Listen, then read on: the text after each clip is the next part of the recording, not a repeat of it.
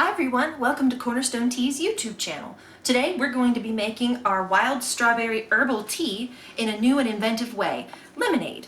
So the good thing about wild strawberry tea is it is an herbal tea. There's no caffeine in this blend, so it's perfectly suitable for the little ones at your table or those who are caffeine sensitive.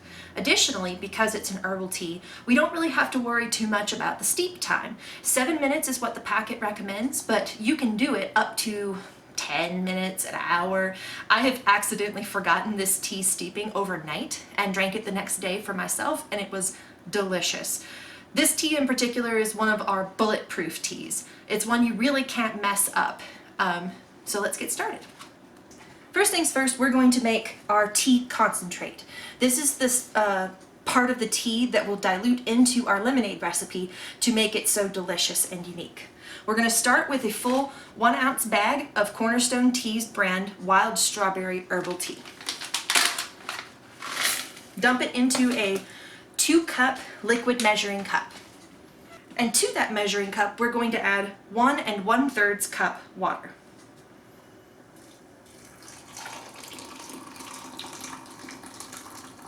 Freshly boiled is best, especially for herbals.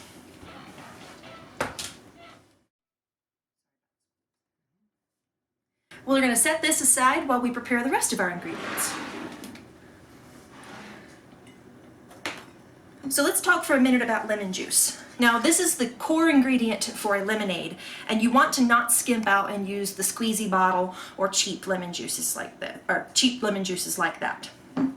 This particular one is widely available at every Walmart I've been in, several large grocery stores, and although it is jarred like this, it's shelf stable in this state, and it only has one ingredient, organic lemon juice. There's no preservatives, there's nothing artificial in there, and that's what really is the benchmark for an excellent lemonade. Because there's only so many ingredients, you have to use really good ones, so don't skimp on your lemon juice.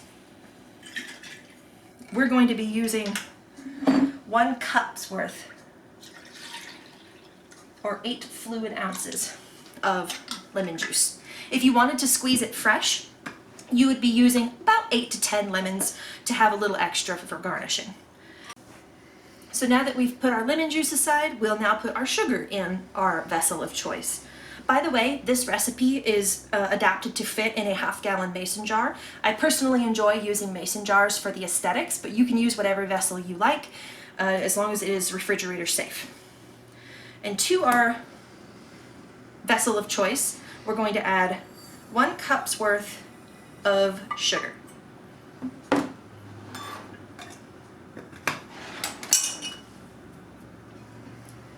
The 1 cup of lemon juice from before.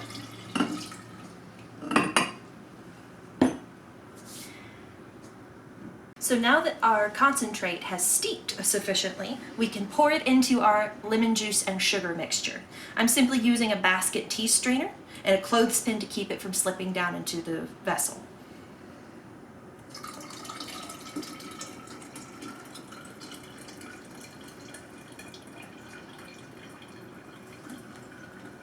You'll want to squeeze the leaves just to get all that extra tea out of there. Waste nothing.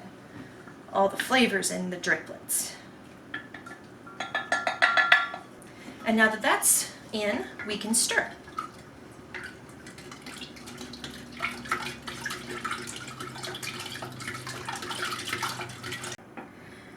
So if you wanted to, you could stop at this point with just the lemon juice, the sugar, and the tea in your lemonade and freeze it as such in a freezer-safe container. This is what we call a lemonade concentrate in our household, and it's a great way to use less volume in your freezer, but also to get ahead of, say, large menu planning. This simply takes up less volume before we have added the water.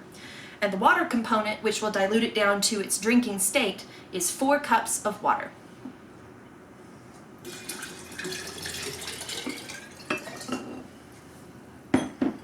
I can smell it from here. It smells so good.